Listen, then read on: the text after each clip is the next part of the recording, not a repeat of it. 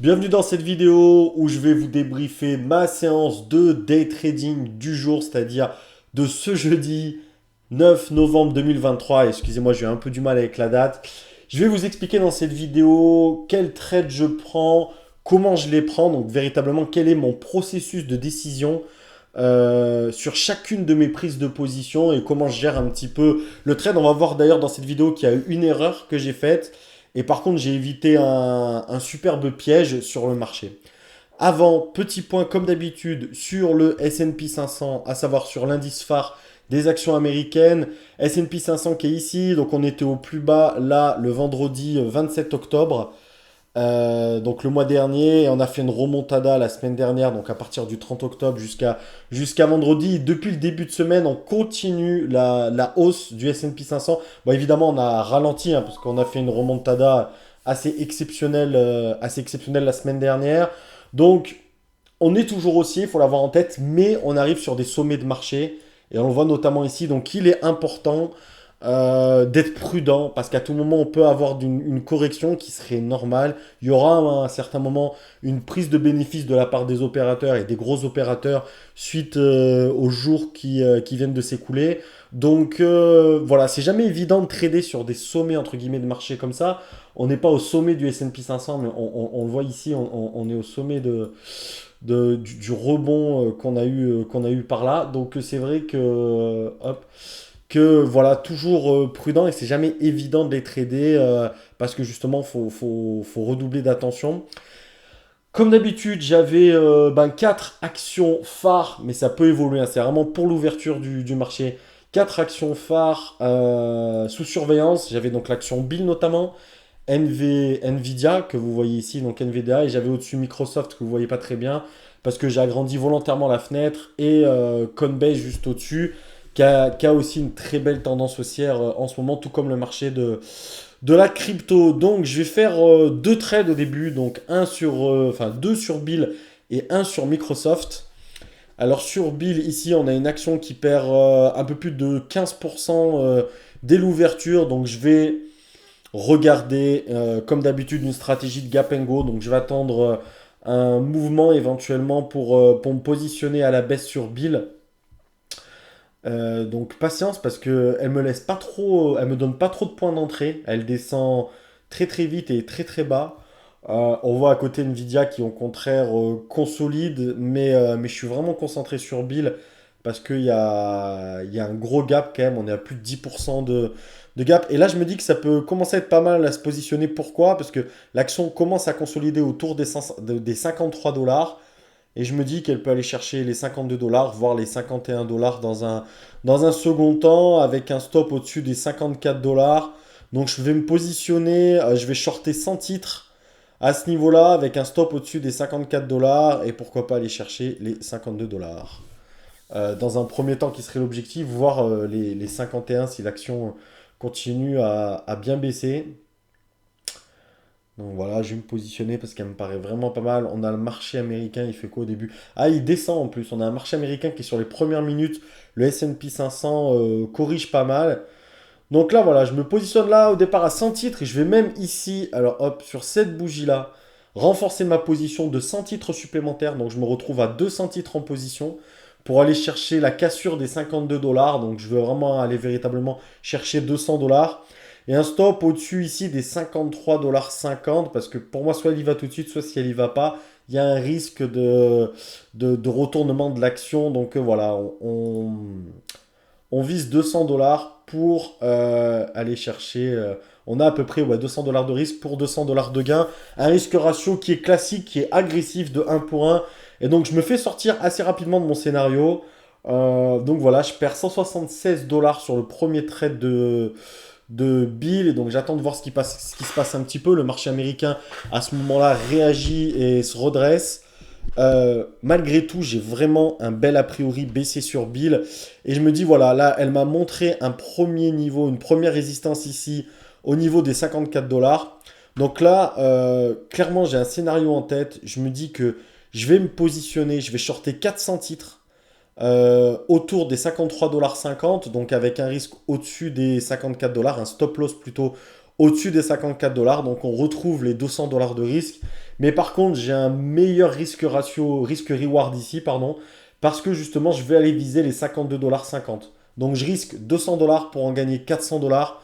En termes de risque ratio, on est sur un superbe RR. Donc voilà.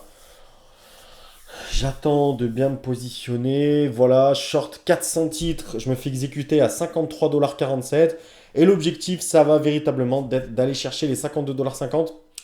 Peut-être plus si affinité, mais bon, ça me paraît déjà être une bonne target, les 52,50 $. Et c'est vrai que j'ai pour habitude, parce que je trouve que j'ai des trop de petites positions pour ça, j'ai pour habitude de sortir d'un coup dès que j'atteins ma target. Je sais que des fois, il y en a qui font TP1, TP2, TP3. Moi, TP11 et voilà quoi. Donc là, c'est ce qui va se passer. J'attends un peu, je me dis si d'un coup, elle va vers les 52 dollars, mais je sors à ma target et du coup, j'inverse le résultat sur Bill et je passe sur un trade. Donc je fais un trade de 380 dollars environ et donc positif sur Bill de 203 dollars. Et donc je fais un second trade que je vais vous montrer que je trouve assez intéressant sur Microsoft. Hop. Donc je recadre la fenêtre ici. Voilà, on a Microsoft, vous le voyez, qui est ici. Alors qu'est-ce qui m'intéresse? C'est important parce que franchement, c'est extrêmement enrichissant ce genre de piège.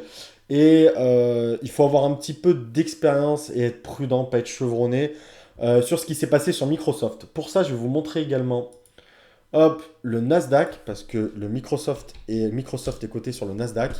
Donc voilà le Nasdaq et je vais vous le montrer en minutes, le Nasdaq. On a un retournement ici. Donc voilà, j'espère que vous voyez bien. Non, pas terrible. Alors voilà, je vais le mettre par là.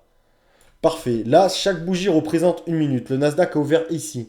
Comme je l'ai dit, il a corrigé dans un premier temps. Ensuite, il remonte et il inverse la tendance. On est ici.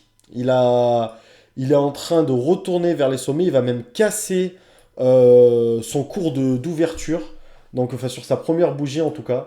Donc là, on a véritablement, pour moi, à ce moment-là, un signe clair de retournement.